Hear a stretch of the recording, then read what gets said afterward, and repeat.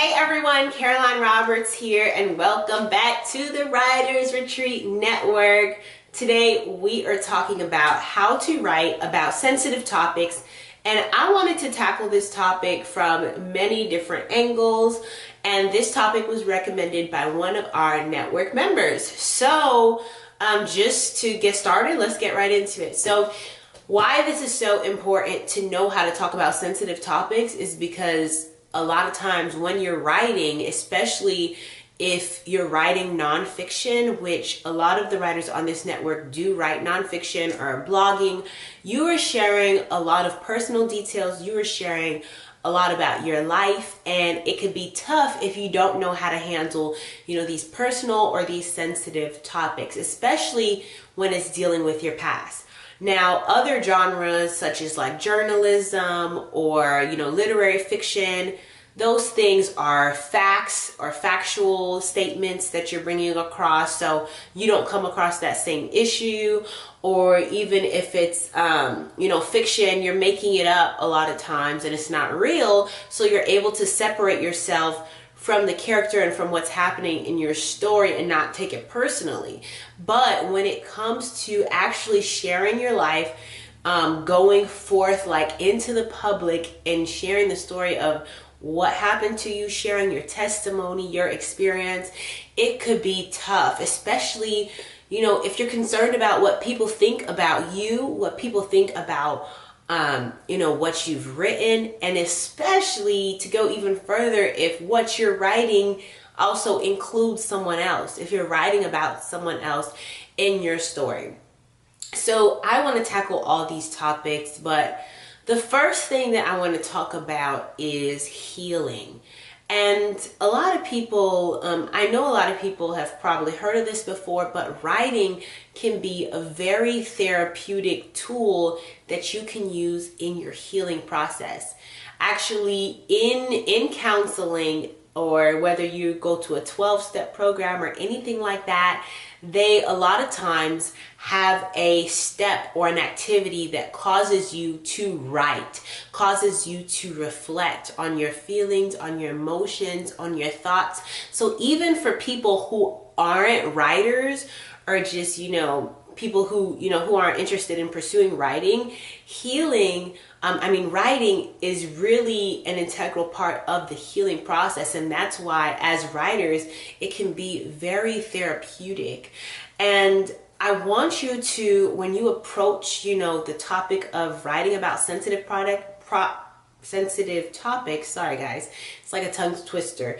But when you approach that topic, think about yourself. Because a lot of times we're thinking so much about everyone else that we don't even take the time to consider how much we need to write what's inside of us. You're thinking about how are people gonna, perceive it. And it's good, to think of others at a point and to be mindful that you're not shaming anyone, that you're not bringing anybody down.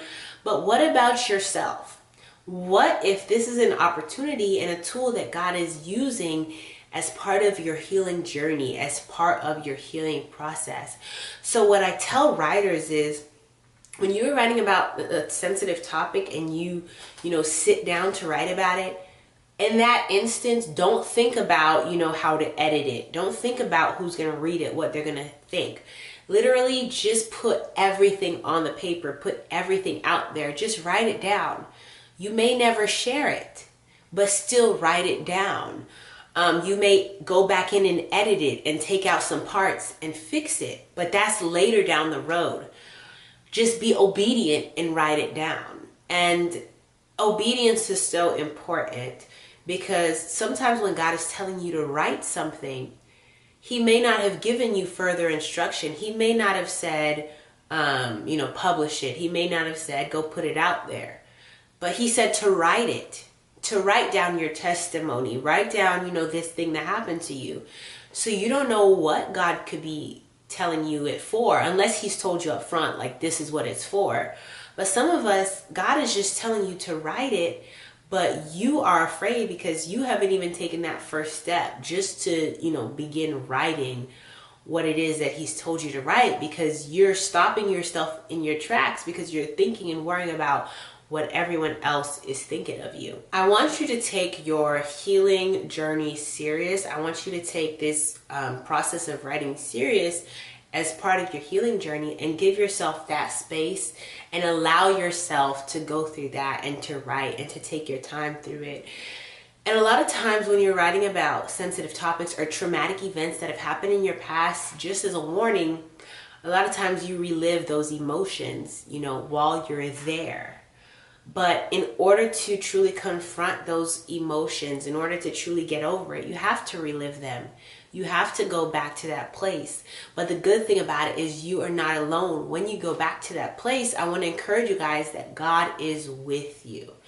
I can share personally, in my first book that I ever wrote and published, I wrote about my experience with being molested. And that was really a hard thing to write for me because I had to go back to that memory. I had to go back to that experience and really think of how I felt, really think of, what was going through my mind at that time. But God was with me when it happened, and God was with me when I was writing about it. So I want you guys to remember that when you're writing, God is with you, and ask him questions. Don't be afraid to ask him, God.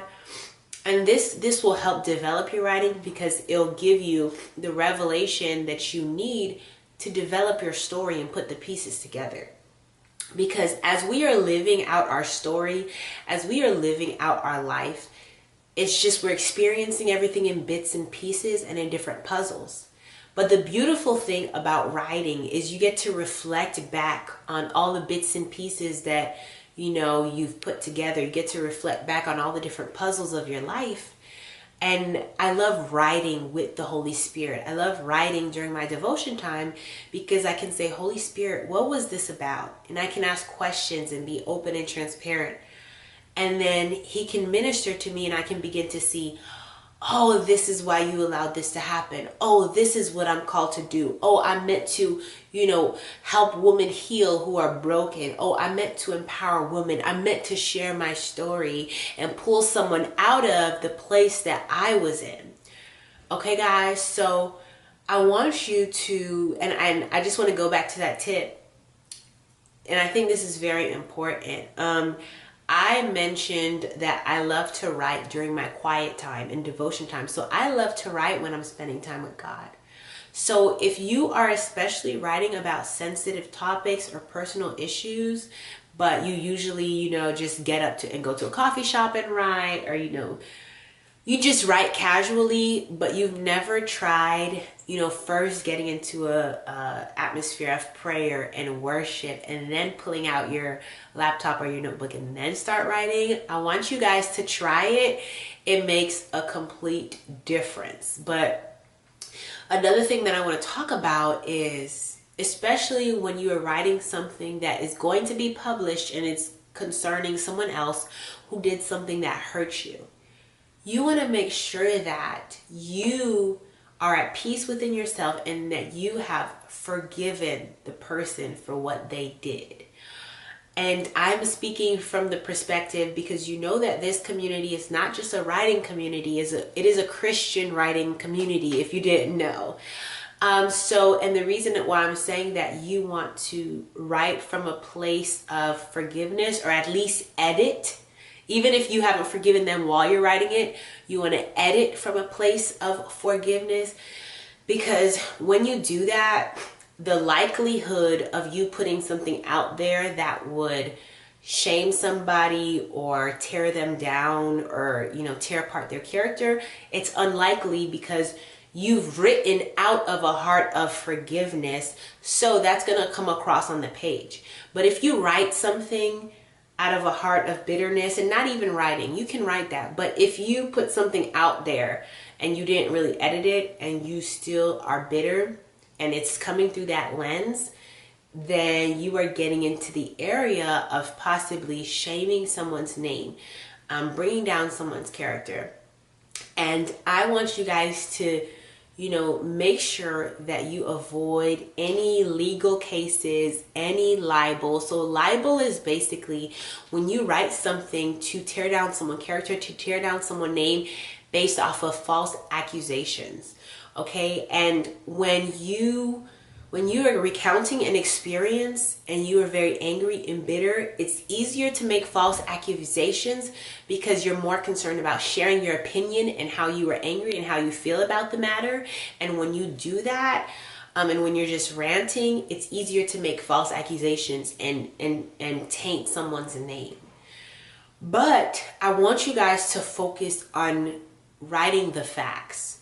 So what really happened here? What really took place? I'm allowed to say that this person molested me because it is a fact. This is something that actually happened. And that is something that can be proven. The only way that you can get in trouble, the only way that it could be liable, if it can't be proven, if it's not a fact, okay? If it's a lie that you made up, and then they can prove that you were lying. But if they can't prove that you were lying, and if it's true, if this really happened to you, speak your truth, speak the fact, share what happened. But you don't want to tell people what to think about somebody or tell people what to think about the situation.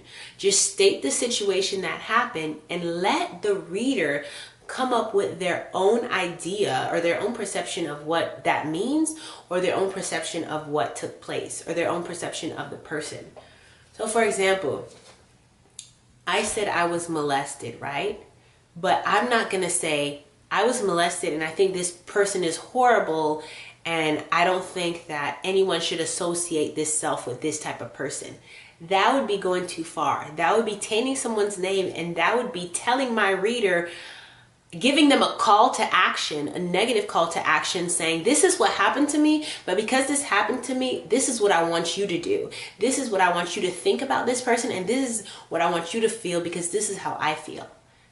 That is not our place to do that, but it is our place to share our truth. State the facts, state what really happened to us, okay? But allow the reader to feel how they want to feel about it. And you can also, when you're writing about sensitive topics like this, you can consider changing the names, but you still have to be truthful. Even if you change the names, the accounts, the events that you're recounting can't be made up, because someone can say, yeah, they changed the name, but I know that they're talking about me, for certain reasons, and they were lying about me. Okay, so just use wisdom when you are using different names and stuff like that. And also, if you can, talk to the people, like if it's safe, if you were in an abusive relationship, I'm not telling you to go back to your abuser and talk to them. But if it's someone like, for example, my father, I speak a lot, I share my testimony a lot about not having my father around. I write about my father a lot in my blogs and my books. But I had a conversation with him. And I think that if someone is going to be featured in your writing, featured in your work, then they should have a front row seat. They should have VIP tickets, okay? Because they're part of the production, right? So I had a conversation with him and I said, like, this is what hurt me. I forgave you, but this is how I felt at the time. And this is how I believe this impacted my life. And I'm a writer, I'm a speaker, and I'm going to share it. I'm going to share my testimony, but I just wanted to let you know. Okay, so God will give you wisdom. Pray to God about how to speak to that person, the words to say, how to confront the situation. If you can, let the person know in advance if you can. Okay? If the person has a problem with it and they don't want you to write about the situation, you can still write about the situation because it's your truth. But like I said, just state the facts and just state the facts and don't add anything to it that can, taint their name or anything like that. And then also you can add disclaimers to the front of your book. You can add disclaimers maybe to the front of the chapter where you're talking about, say, these events that I recount, are in no way to bring anyone down, whatever. I have a list of disclaimers and I'm going to put the disclaimers in the comments section or the section below this video so that you can save those descriptions yourself and use it in any book or, you know, you can use it, you can tweak it in anything that you're writing. So I hope that this video was helpful to you. I hope that you take the time to go through your healing. Don't worry about what people think. You'll worry about editing and all that stuff later, but just get it out. The raw truth, everything, the anger, the bitterness, the rage, get it out first. And then you can go back and edit later. Have the conversations that you need to have with the people you need to have them with, and take advantage of the resources, of the disclaimers, you know, that I'm putting below this video. All right, so I hope that you enjoyed this video, and we'll see you next week for another premium content video. Until next time, guys, bye.